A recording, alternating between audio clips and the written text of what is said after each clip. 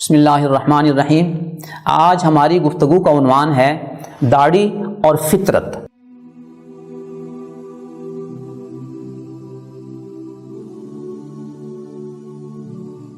ہمارے ایک media scholar نے دین اسلام کو جب اپنے مخصوص فکر میں پیش کیا تو انہوں نے اپنی کتاب میزان کے صفحہ 14 پر سنت کے حوالے سے جو اعمال دینیہ پیش کیے وہ 26 اعمال ہیں۔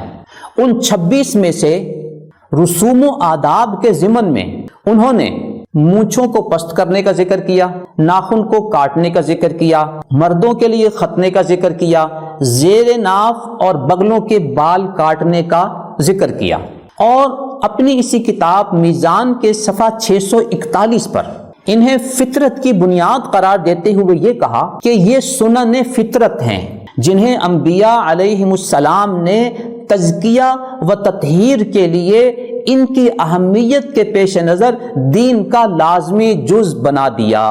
اس کے بعد انہوں نے صحیح بخاری شریف کی ایک حدیث ذکر کی، الفطرۃ خمسن، کہ فطرت کے مطابق 5 اعمال ہیں، اور ان 5 اعمال میں ان کا ذکر کر دیا۔ محترم سامعین، آپ کو تعجب ہوگا اور حیرت کی انتہا نہیں رہے گی کہ جب ہم فطرت کے حوالے سے بات کرتے ہیں تو نبی اکرم صلی اللہ علیہ وسلم نے کبھی فطرت کے 5 امور کا ذکر کیا اور کبھی فطرت کے 10 اعمال کا ذکر کیا۔ تو ہمیں یہی چاہیے کہ جب ہم نبی اکرم صلی اللہ علیہ وسلم کو اپنا آقا و مولا، اپنا نبی تسلیم کریں تو پھر مکمل معمولات کا ذکر کریں۔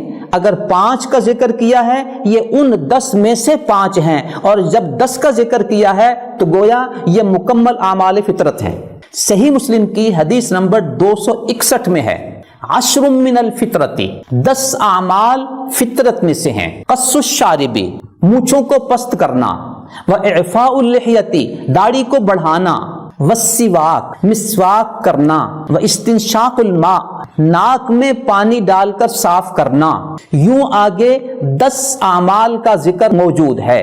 یوں ان اعمال کو مسلم شریف میں باب خصال الفطرہ کے ذیل میں ذکر کیا گیا کہ فطرت کے اعمال کون کون سے ہیں۔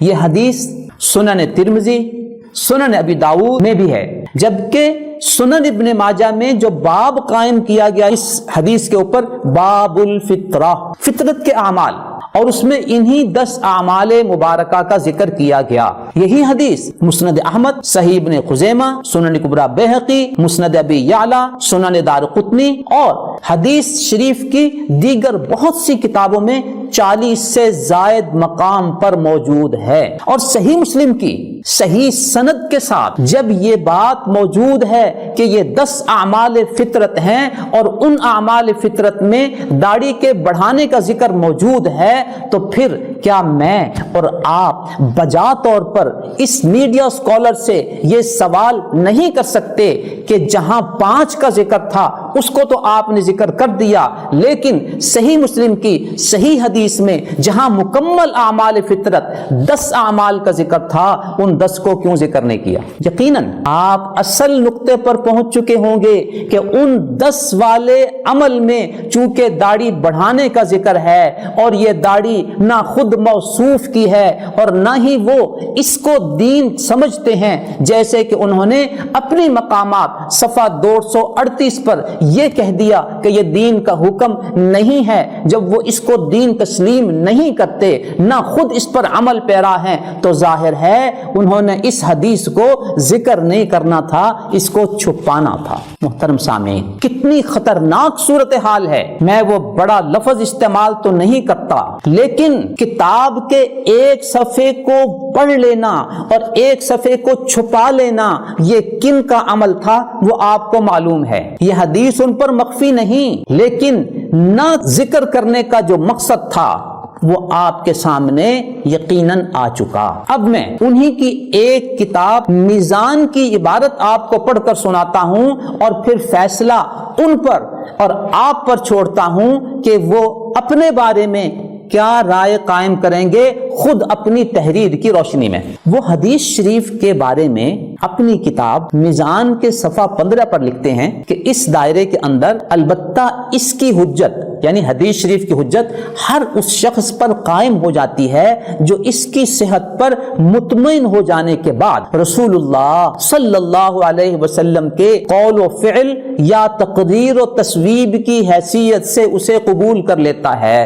اب اس کی صحت پر تو اطمینان ہے کہ صحیح مسلم میں یہ حدیث موجود ہے۔ آگے لکھتے ہیں اس سے انحراف پھر اس کے لیے جائز نہیں رہتا، یعنی اس حکم سے انحراف پھر اس کے لیے جائز نہیں رہتا، بلکہ ضروری ہو جاتا ہے کہ آپ صلی اللہ علیہ وسلم کا کوئی حکم یا فیصلہ اگر اس میں بیان کیا گیا ہے تو اس کے سامنے سر تسلیم خم کر دے۔ تو جب یہ حدیث ثابت ہے تو پھر اس کے سامنے سر تسلیم خم کر دینا چاہیے، اور اگر اس کے سامنے سر تسلیم خم نہیں کرنا تو پھر اپنی ہی اس عبارت کی روشنی میں اپنے بارے میں کوئی فیصلہ کر لینا چاہیے کہ کیا وہ صحیح مسلم کی اس حدیث کی صحت پر مطمئن نہیں ہے۔ اگر مطمئن ہے تو پھر اس کے سامنے سر تسلیم خم کر دینا چاہیے تھا، لیکن حقیقت حال آپ پر مخفی نہیں ہے۔ آپ روزانہ چینل پر ان کو ملاحظہ کرتے ہیں، ان کو دیکھتے ہیں کہ انہوں نے اس حدیث کے حکم کے سامنے سر تسلیم خم نہیں کیا ہوا۔ نہ صرف یہ کہ خود سر تسلیم خم نہیں کیا، بلکہ وہ اس کے سامنے یوں ڈٹ کے کھڑے ہیں اور اس حکم کے مقابلے میں اس سے انحراف کرتے ہوئے کہتے ہیں کہ یہ دین کا حکم نہیں ہے، جیسے کہ انہوں نے مقامات صفحہ 238 پر اس کا ذکر کیا ہے۔ محترم سامعین، تیسرے نمبر پر آپ یہ دیکھیں کہ صحیح مسلم میں یہ حدیث موجود ہے، اور وہ اپنی کتاب مقامات کے صفحہ 160 پر کسی حدیث کے اتھارٹی اور ایتھینٹک ہونے کے لیے اس بات کا ذکر کرتے ہیں کہ وہ امہات کتب حدیث میں ہو، صحیح بخاری، صحیح مسلم اور موطا میں۔ جب یہ حدیث صحیح مسلم میں موجود ہے تو یہ ثابت ہے، جب یہ ثابت ہو گئی تو پھر اس کی صحت پر مطمئن ہو جانا چاہیے، اور مطمئن ہو کر اس کے سامنے سر تسلیم خم بھی کر دینا چاہیے۔ لیکن